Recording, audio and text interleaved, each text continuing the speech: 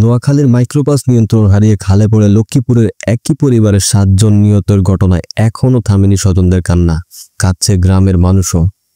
এই ঘটনায় পলাতক চালককে গ্রেপ্তারের দাবি জানিয়েছে বেঁচে ফেরা আব্দুর রহমান সহ নিহতের স্বজনরা।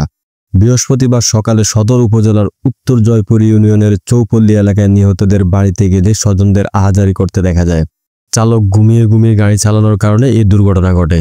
পানিতে ডুবন্ত অবস্থায় রেখে পালিয়ে গেছে চালককে এখনো পুলিশ গ্রেপ্তার করতে পারেনি। দ্রুত চালককে গ্রেপ্তারের দাবি জানান স্বজনরা। বেঁচে ফেরা আব্দুর রহিম ও ইস্কান্দার মির্জা জানায়, 2.5 বছর পর ওমান থেকে দেশে আসেন প্রবাসী বাহারউদ্দিন। তাকে আনতে মঙ্গলবার 5 আগস্ট রাতে পরিবারের 11 সদস্য মাইক্রোবাস যোগে রাজধানীতে হযরত শাহজালাল আন্তর্জাতিক বিমানবন্দরে যায়। সেখান থেকে বাহারকে নিয়ে ফেরার পথে বুধবার 6 আগস্ট ভোরে নোয়াখালী বেগমগঞ্জ উপজেলার আলাইয়াপুর ইউনিয়নের চন্দ্রগঞ্জ পূর্ব বাজারের অদূরে নিয়ন্ত্রণ হারিয়ে গাড়িটি লক্ষ্মীপুর ঢাকা আঞ্চলিক মহাসড়কের পাশে প্রায় 30 মিটার গভীর খালে পড়ে যায়। তবে তাৎক্ষণিক গাড়িটি ডুবে যায়নি, নৌকার মতো ভেসেছিল।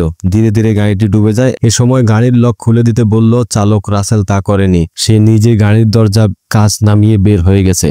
গাড়িটিতে আটকে থাকা কাউকে উদ্ধার চেষ্টা করেনি, সে পালিয়ে গেছে। এক পর্যায়ে গাড়ি থেকে প্রবাসী বাহার, তার বাবা আব্দুর রহিম, শ্বশুর ইস্কান্দার মির্জা, ভাবি সুইটি ও শালক রিয়াজ হোসেন বের হয়ে আসে। এই ঘটনায় প্রবাসী বাহারের স্ত্রী কবিতা, মেয়ে মিম আক্তার, বাতিজি রেশমা আক্তার, লামিয়া ইসলাম, মা মোর্শেদা বেগম, নানি ফয়জুন্নেসা ও ভাবি লাবনী আক্তার নিহত হয়েছেন। সবাই লক্ষ্মীপুর সদর উপজেলার উত্তর জয়পুর ইউনিয়নের চৌপল্লী এলাকায় কাশিবাড়ির বাসিন্দা।